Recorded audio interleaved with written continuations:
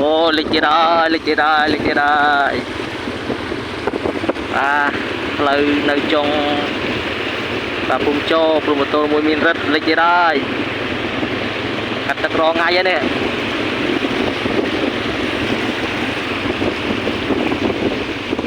Tật con giật lại cái lúc đó tật con. Bắt lùi đồ kênh bà đây. Cái đá cái lịch, cái nào cái lịch cho đi. Bỏ lại.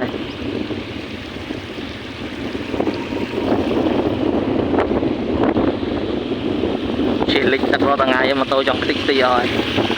Tôi lấy cái bạ liên.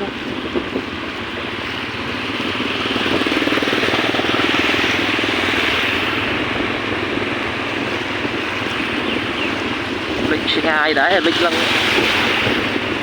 trong 400 máy đấy này.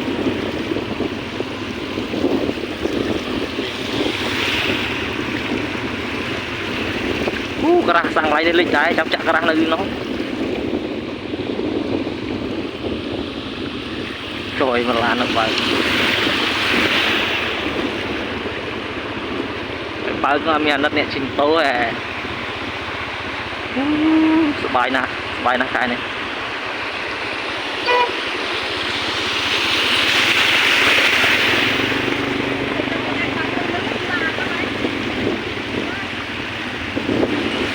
Đi cô.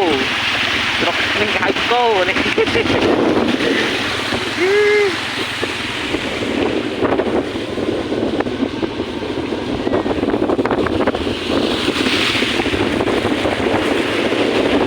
Tàu cái lịch to ra đây. Lại lịch tàu lịch. Tăng tới.